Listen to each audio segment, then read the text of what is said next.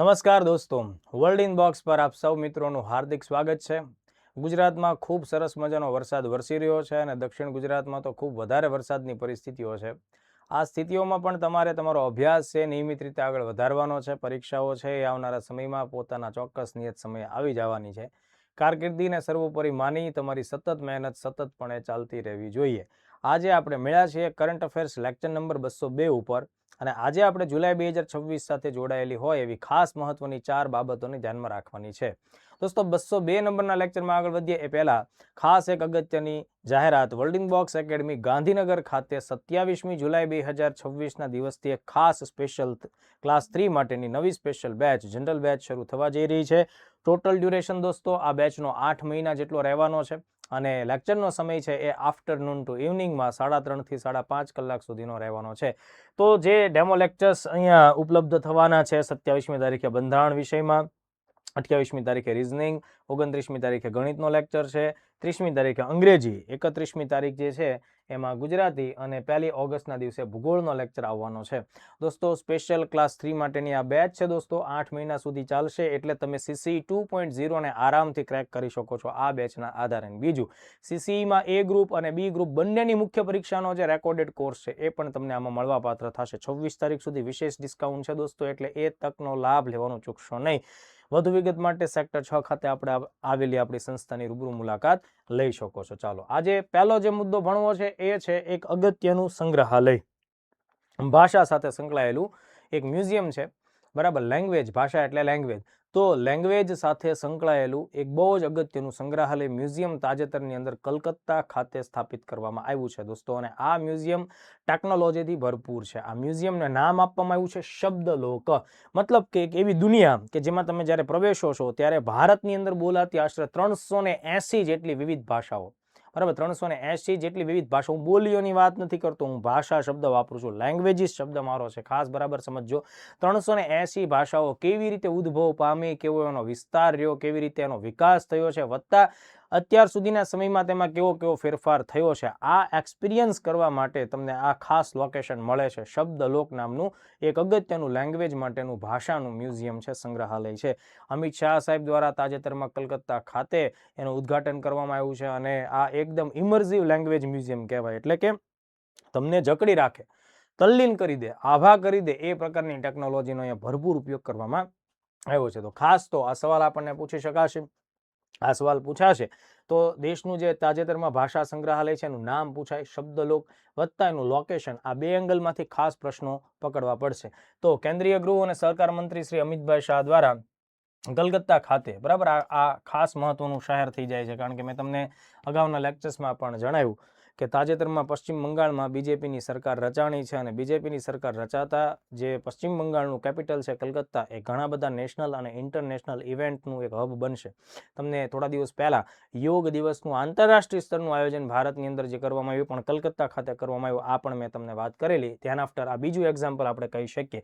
Museum of word એટલે કે શબ્દલોક છે એનું ઉદ્ઘાટન કરવામાં આવ્યું, બરાબર. તો પહેલા તો બેઝિકલી અહીંયાથી સવાલ ક્લિયર થઈ જવો જોઈએ. મારા આટલા જ વાક્યો ઉપરથી તમારો સવાલ ક્લિયર થઈ જવો જોઈએ. હવે બીજો મુદ્દો કે ભાઈ આ જે શબ્દલોક નામનું જે મ્યુઝિયમ છે એ ક્યાં બનાવવામાં આવ્યું? કલકત્તા ખાતે આવેલી ઐતિહાસિક રાષ્ટ્રીય પુસ્તકાલય નેશનલ લાઇબ્રેરી છે એના પરિસરમાં એનું ઉદ્ઘાટન કરવામાં આવ્યું. પ્રશ્ન શું પૂછી શકાય કે ભારતનું સૌ પ્રથમ ડિજિટલ અને ઇમર્સિવ ભાષા મ્યુઝિયમ કહેવાય. ડિજિટલ એટલે કે એમાં ટેકનોલોજીનો ભરપૂર ઉપયોગ છે, તમે ઓડિયો સાંભળી શકશો, વિઝ્યુલાઇઝ થઈ શકશે, હોલોગ્રામનો ઉપયોગ ખૂબ સારો કરવામાં આવ્યો છે, એટલે એઆઈનો ઉપયોગ એ ભરપૂર થયો છે, એટલે ડિજિટલ ટેકનોલોજીનો ઉપયોગ તો થયો જ છે. પણ અહીંયા શબ્દ બીજો છે ઇમર્સિવ. ઇમર્સિવનો મતલબ થશે કે કોઈ વસ્તુ તમને એકદમ તલ્લીન કરી મૂકે, એવી આકર્ષણના લેવલે ખૂબ એક્સ્ટ્રીમ હોય, એ બધી બાબતોને ઇમર્સિવ કહી શકાય. અહીંયા 380 ભાષાઓનો વિકાસક્રમ દર્શાવવામાં આવ્યો છે. આ બાબત મોસ્ટ IMP કહેવાય, બરાબર. 2011ની જ્યારે આપણે વસ્તી ગણતરી દેશમાં આયોજિત થઈ ત્યારે દેશની અંદર 121 ભાષાઓનો સમાવેશ થયો હતો, પણ 121 ભાષાઓ સિવાય પણ અત્યારે ટોટલ 380 ભાષાઓ છે એનો વિકાસક્રમ આ મ્યુઝિયમમાં તમને દેખાડવામાં આવશે.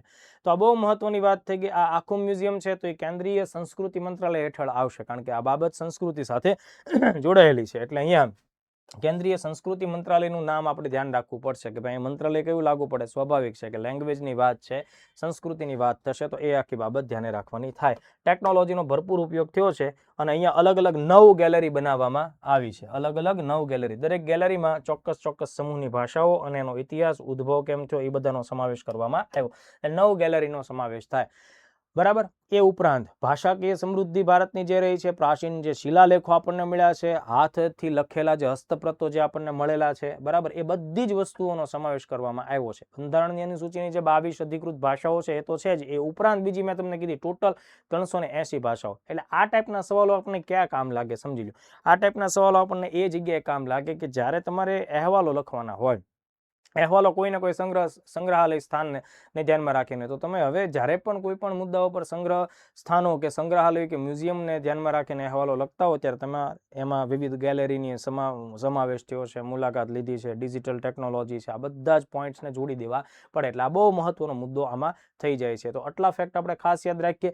બીજું કે ભાઈ પ્રાચીન સમયથી લઈ અને આધુનિક સમય સુધીનો જે અલગ અલગ ટ્રેન્ડ આપણને જોવા મળે, જેમ કે એમ કીધું કે ભાઈ ઓમકારનાદથી લઈને પાણીનીના સંસ્કૃત વ્યાકરણ સહિતના મુદ્દાઓથી લઈને આધુનિક વલણ અને વળાંકો જે રીતે ભાષાઓમાં આવ્યો, બધી બાબતોનો સમાવેશ આમાં કરવામાં આવેલો છે. તો આઈ થિંક આ પહેલો મુદ્દો છે, તમને અહીંયા ખાસ માહિતી મળે છે સાંસ્કૃતિક બાબતોનું મહત્વ અને વત્તા એમાં ટેકનોલોજીનો સમન્વય તરીકે તમારે એને ધ્યાનમાં રાખવું પડે. ક્રિકેટના રસિયાઓ માટે આજનો બીજો મુદ્દો છે.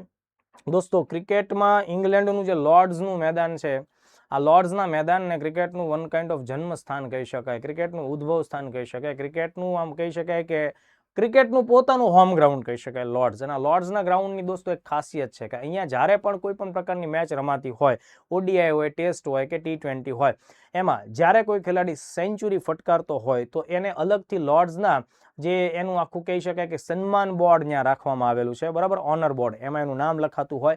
વત્તા જે કોઈ પણ બોલર પોતાની કરિયરમાં લોર્ડ્સના મેદાન ખાતે રમાયેલી કોઈ પણ મેચમાં જ્યારે 5 વિકેટ લેતું હોય તો એનું નામ પણ એ બોર્ડ ઉપર લખવામાં આવતું હોય. હવે જુલાઈ 2026માં એક નવો વિક્રમ સર્જવામાં આવ્યો. શું વિક્રમ સર્જવામાં આવ્યો તમે ખાસ સમજો. આજ સુધીમાં લોર્ડ્સ ખાતે રમાયેલી વન ડે ઇન્ટરનેશનલ ક્રિકેટમાં જે પુરુષોની મેચ હોય એમાં આજ સુધીમાં એક પણ ભારતીય ખેલાડીએ સેન્ચુરી નહોતી ફટકારી. લોર્ડ્સના મેદાનમાં વન ડેમાં ભારતીય કોઈ બેટ્સમેને પુરુષોની ટીમમાં કોઈ પણ વ્યક્તિએ સેન્ચુરી ફટકારેલી નથી. પણ રોહિત શર્મા પહેલા એવા ક્રિકેટર બન્યા કે જેણે વન ડે ઇન્ટરનેશનલમાં લોર્ડ્સના મેદાનની અંદર સેન્ચુરી ફટકારી અને ભારતીય તરીકે એણે આ પહેલી વાર આ કામગીરી કરી છે. એટલે લોર્ડ્સના મેદાનમાં ઓડીઆઈના લિસ્ટમાં રોહિત શર્મા છે એ આ રીતને સેન્ચુરી ફટકારી અને સ્થાન ધરાવનારો પહેલા બેટ્સમેન બન્યા છે. આ મેટર બહુ જ મહત્વની છે. તમને જાણીને નવાઈ લાગશે કે ભાઈ સચિન તેંડુલકરે દુનિયાના ટોપ લેવલના ગ્રાઉન્ડ્સ ઉપર સેન્ચુરીઝ ફટકારી છે દોસ્તો, પણ એમાં લોર્ડ્સનો સમાવેશ થતો નથી. ને આ વાત કદાચ સચિનના કરિયરની અંદરની સૌથી મહત્વની એક એવું કહી શકાય, એવો કહી શકાય કે ભાઈ બ્લોક સ્પોટ કહી શકાય. સચિન પોતે પણ એવું માને છે કે કદાચ મારી ઇન્ટરનેશનલ કારકિર્દીમાં આ પ્રકારનું મારા નસીબમાં નહીં પણ લખેલું હોય તો લોર્ડ્સના ગ્રાઉન્ડમાં વન ડે રમવું અને એમાં હું સેન્ચુરી ન ફટકારું. એટલે આ એક બેઝિક વાત થઈ. તો આ બહુ જ મહત્વનો મુદ્દો થયો, ખાસ ધ્યાન રાખજો. જુલાઈની આ ઘટના હતી. ટોટલ રોહિત શર્માએ પોતાની જે 34મી સેન્ચુરી ત્યાં ફટકારી છે, બરાબર, તો મેં તમને કીધું છે એ રીતે એ લોર્ડ્સના મેદાન ઉપર કોઈ ભારતીય પુરુષ ક્રિકેટર દ્વારા ફટકારવામાં આવેલી આ સૌથી પહેલી સેન્ચુરી બની ગયેલી છે. અને બીજો રેકોર્ડ એ થયો કે સૌથી વધુ ઉંમરે સેન્ચુરી ફટકારવાનો પણ ભારતીય પ્લેયર તરીકેનો એનો જે રેકોર્ડ છે તો સચિનના રેકોર્ડથી પણ એ આગળના તબક્કે પહોંચી ગયા છે. એટલે 2 રેકોર્ડ રોહિત શર્માએ તાજેતરમાં બનાવ્યા છે. એટલે ક્રિકેટ પ્રેમીઓ માટે ખાસ અગત્યનો મુદ્દો થાય છે. બીજું, જ્યારે તમારી પરીક્ષાઓની અંદર યોજનાઓનું ભારણ જ્યારે વધી રહ્યું છે, 30 માર્ક્સની તમારી પરીક્ષાઓમાં સરકારના કાર્યક્રમ અને યોજનાઓની ફાળવણી જ્યારે થવાની છે આવનારા સમયમાં, ત્યારે આપણે એક બાબત જાણવી ખાસ જરૂરી છે. એક અગત્યની યોજના તરીકે PM યશસ્વી નામની એક યોજના છે. 2021-22ના સમયથી લોન્ચ થયેલી યોજના છે, પણ એમ છતાં ઘણી બધી વાર ચર્ચામાં રહેતી હોય. એટલા માટે આપણે આ PM યશસ્વી નામની જે યોજના છે એ કોના માટે છે, કોને ફાયદો કરાવશે, આ કયા ફિલ્ડની યોજના છે, બધી બાબતોને ધ્યાનમાં રાખવી પડે. દોસ્તો, આ જે યોજના છે ને એ હોશિયાર વિદ્યાર્થીઓ, તેજસ્વી વિદ્યાર્થીઓ માટે શિક્ષણની કામગીરીમાં આગળ વધવા માટેની એ સ્કોલરશિપ યોજના છે.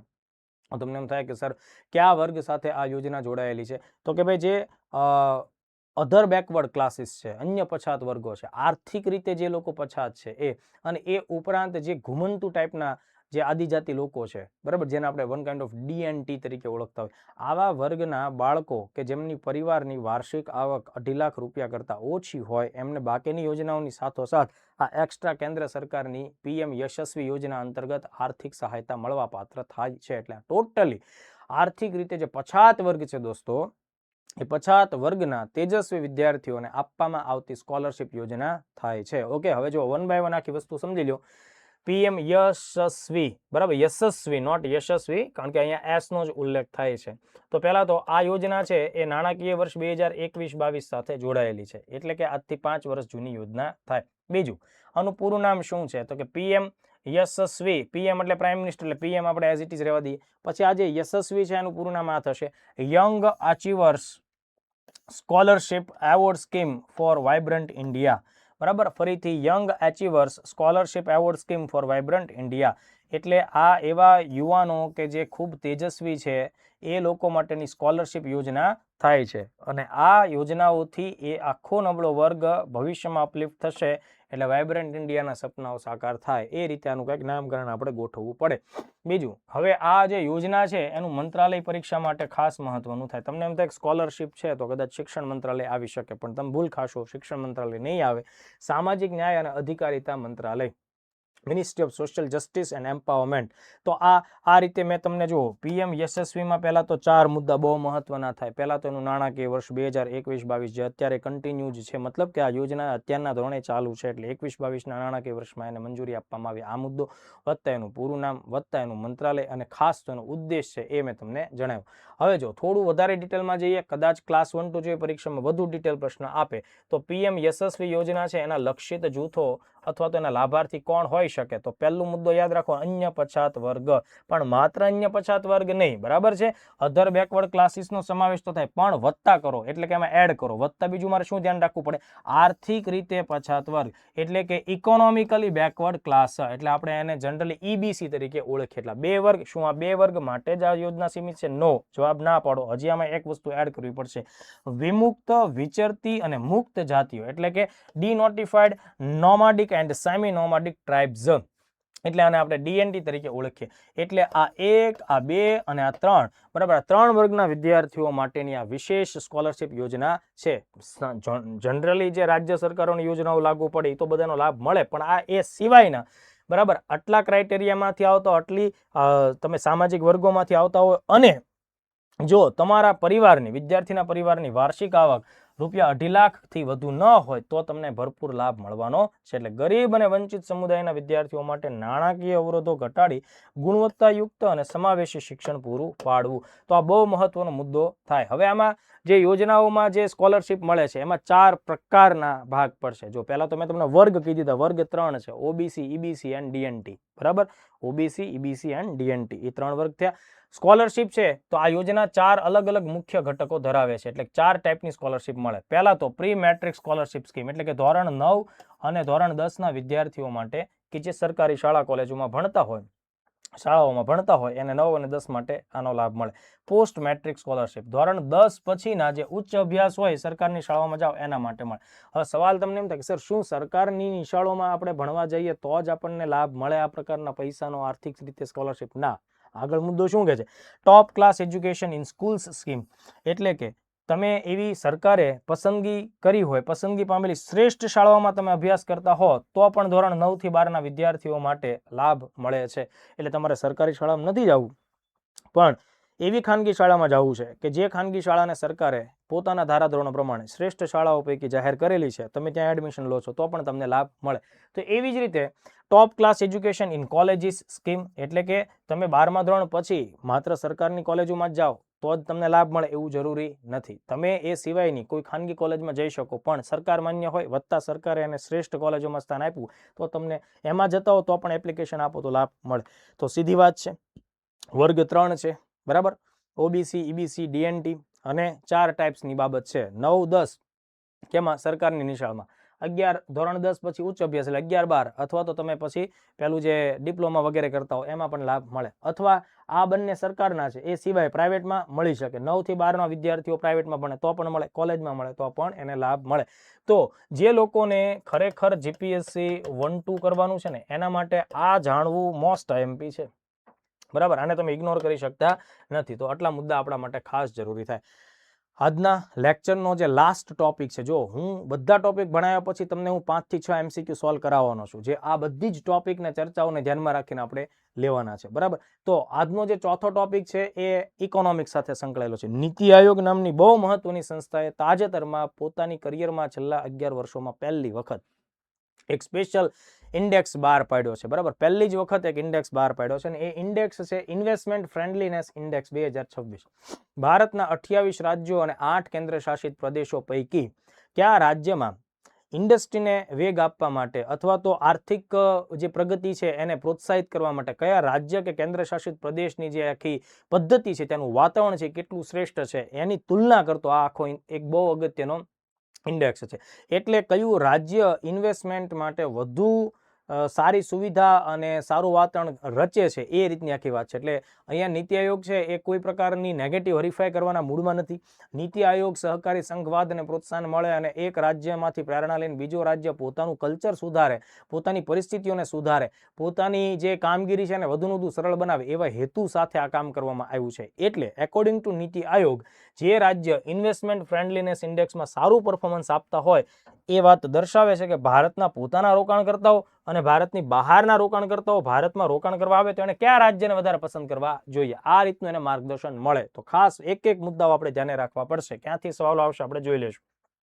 નીતિ આયોગે જુલાઈ 2026માં ભારતનો સૌ પ્રથમ ઇન્વેસ્ટમેન્ટ ફ્રેન્ડલીનેસ ઇન્ડેક્સ IFI 2026 જાહેર કર્યો છે. ઇકોનોમિક્સ સાથે ડાયરેક્ટલી આ મુદ્દો જોડાય છે, બરાબર. તો આ જે આખો ઇન્ડેક્સ છે એ રાજ્યોની સાથે કેન્દ્ર શાસિત પ્રદેશોને પણ આમાં ઇન્ક્લુડ કરવામાં આવેલા છે. એટલે 28 રાજ્ય વત્તા 8 કેન્દ્ર શાસિત પ્રદેશનો આખો સમૂહ અહીંયા દર્શાવવામાં આવ્યો છે. આ સ્કોર છે દોસ્તો એ 0 થી 100 ની વચ્ચે દર્શાવવામાં આવ્યો છે. જેમ જે રાજ્ય કે કેન્દ્ર શાસિત પ્રદેશ 0 થી 100 ની વચ્ચે જેટલું વધુ ને વધુ ગુણભાર ધરાવતા હશે એટલું ત્યાં ઇન્વેસ્ટમેન્ટ કરવાની પરિસ્થિતિ છે ખૂબ સારી હશે, આવી આખી વાત કરવામાં આવી છે. હવે આ ઇન્ડેક્સને તૈયાર કરતી વખતે નીતિ આયોગે ભારતના રાજ્યો અને કેન્દ્ર શાસિત પ્રદેશોને ટોટલ 3 ભૌગોલિક કેટેગરીમાં વિભાજિત કરેલા છે. નંબર વન મોટા અથવા મુખ્ય રાજ્યોમાં ટોટલ 17 રાજ્યોનો સમાવેશ કરવામાં આવ્યો છે. આ પહેલી ભૌગોલિક કેટેગરી. પહાડી અને ઉત્તર પૂર્વીય રાજ્યો આ એની બીજી કેટેગરી છે. અને સિટી સ્ટેટ્સ અને કેન્દ્ર શાસિત પ્રદેશો એટલે કે એકદમ નાના રાજ્યો હોય એને સિટી સ્ટેટ્સ તરીકે કન્સિડર કરી દેવામાં આવેલા છે. અને કેન્દ્ર શાસિત પ્રદેશો એટલે ફરીથી આ જે ઇન્વેસ્ટમેન્ટ ફ્રેન્ડલીનેસ ઇન્ડેક્સ 2026 જે નીતિ આયોગે સૌથી પહેલી વાર આ વર્ષે જાહેર કર્યો છે, એમાં ભારતના 28 રાજ્યો અને 8 કેન્દ્ર શાસિત પ્રદેશોનું જે ભૌગોલિક વર્ગીકરણ છે એ 3 ભાગોમાં કરવામાં આવેલું છે. એક મોટા રાજ્યો છે અથવા મેજર સ્ટેટ્સ જેને કહી શકીએ, લાર્જ સ્ટેટ્સ કહી શકીએ, એમાં 17 રાજ્યોનો સમાવેશ કરવામાં આવ્યો. સેકન્ડ થિંગ, પહાડી રાજ્યો અને ઉત્તર પૂર્વના જે રાજ્યો છે એટલે હિલી એન્ડ નોર્થ ઈસ્ટર્ન સ્ટેટ, આ ભૌગોલિક રીતે બીજું વર્ગીકરણ. અને ત્રીજું જે છે એ સિટી સ્ટેટ્સ તરીકે અને કેન્દ્ર શાસિત પ્રદેશ તરીકે આપણે ધ્યાને રાખવું પડે. એટલે પહેલા તો આ બેઝિક બાબત થઈ ગઈ. આમાંથી વિધાનવાળા ક્વેશ્ચન્સમાં સવાલ આવી શકે એટલે આને ખાસ ધ્યાન રાખવું પડે. અથવા એવું બની શકે કે આ ઇન્વેસ્ટમેન્ટ ફ્રેન્ડલીનેસ ઇન્ડેક્સ 2026 છે એ મેઇન્સમાં પૂછાય, CCEમાં તાજેતરની કરંટ અફેર્સની ઘટના છે, બની કે 5 માર્ક્સનો સવાલ આપી દેવામાં આવે અથવા 3 માર્ક્સનો સવાલ પણ આપવામાં આવે. 100-150 શબ્દની મર્યાદામાં રહીને પણ પ્રશ્ન પૂછી શકાય. એટલે ફેક્ટ્સ સાથે બધી વસ્તુને ધ્યાનમાં રાખવું પડે. હવે બીજી વાત, આ આખો જે ઇન્ડેક્સ તૈયાર કરવામાં આવ્યો છે એ ખાસ યાદ રાખજો, મગજમાંથી ભૂલતા નહીં, ચૂકતા નહીં. મુખ્યત્વે 8 સ્તંભો ઉપર આધારિત છે. કેટલા સ્તંભો? 8 સ્તંભો ઉપર આધારિત છે. હવે 8ના નામ આપણે યાદ નથી રાખવાના, પણ એકવાર ધ્યાનથી સમજી લેજો. સૌથી પહેલા નંબર ઉપર રાખવામાં છે ઇન્ફ્રાસ્ટ્રક્ચર, માળખાગત સુવિધા. આખા ઇન્ડેક્સમાં એનો વેટેજ 25% છે. ઇન્ફ્રાસ્ટ્રક્ચર એટલે આ એકને તમે યાદ રાખો એટલે મોર ધેન ઇનફ વાળી વાત થાય. બાકી આંકડો યાદ રાખવાનો, પ્રિલિમ્સમાં આંકડો પૂછી શકાય કે ટોટલ વિધાનવાળા ક્વેશ્ચન્સમાં એક વિધાન આવી જાય કે ભાઈ આ આખો ઇન્ડેક્સ છે તો મુખ્ય કેટલા સ્તંભ ઉપર આધારિત છે, તો 6 સ્તંભ ઉપર આધારિત, 10 સ્તંભ ઉપર આધારિત છે. તો એ રીતે ધ્યાન રાખજો. 8 સ્તંભ છે એ મુખ્ય છે ને એ જ આપણો જવાબ આવે.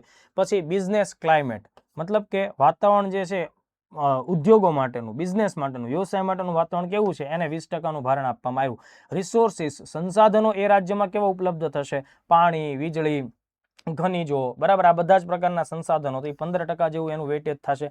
રેગ્યુલેટરી ઇઝ એટલે કે તમને એ રાજ્યની એવી સંસ્થા કે જે તમારી ઉપર ધ્યાન રાખે છે, બરાબર, તો એમાં કેટલી સરળતા રહે છે, તો કે 12%. ગવર્મેન્ટની પોલિસી તમને જે તે ફિલ્ડમાં કેવો સપોર્ટ આપે છે, તો એને 10% વેટેજ છે. ફાઇનાન્શિયલ હેલ્થ રાજ્યની કેવી છે, એની ઉપર 7%નો વેટેજ છે. ઇન્સ્ટિટ્યુશનલ એન્વાયરમેન્ટ કેવું છે, મતલબ રાજ્યની સંસ્થાઓ તમને સપોર્ટ કરવા માટે કેટલી તૈયાર થઈ જાય છે એ વાત. અને એન્વાયરમેન્ટ રેઝિલિયન્સ એટલે જ્યાં કામ કરો છો તો તમારા કામથી પર્યાવરણ ઉપર અસર થાય છે, તો એમાં કેટલી સ્થિતિસ્થાપકતા છે, આ બધી બાબત.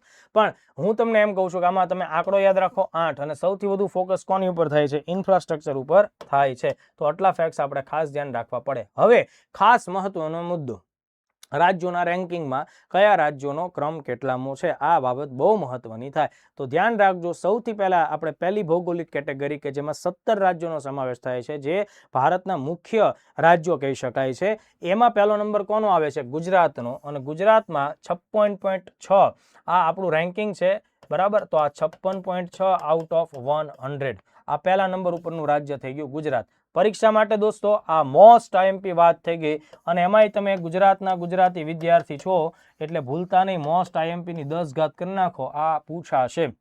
આપણાથી બીજા નંબર ઉપર છે 53.7 આઉટ ઓફ 100 રેન્કિંગ સાથે મહારાષ્ટ્ર, અને ત્યારબાદ 53.3 સાથે તમિલનાડુ ત્રીજા નંબર ઉપર આવે. તો આટલા મુદ્દા આપણે ખાસ ધ્યાને રાખવા પડશે. એટલે ગુજરાત, મહારાષ્ટ્ર અને તમિલનાડુ થશે. ઓકે, હવે જો કેટેગરી મુજબમાં મોટા રાજ્યમાં ગુજરાત પહેલા નંબર ઉપર છે, આપણે જાણી લીધું. મહારાષ્ટ્ર બીજા નંબર ઉપર છે, તમિલનાડુ ત્રીજા નંબર ઉપર છે.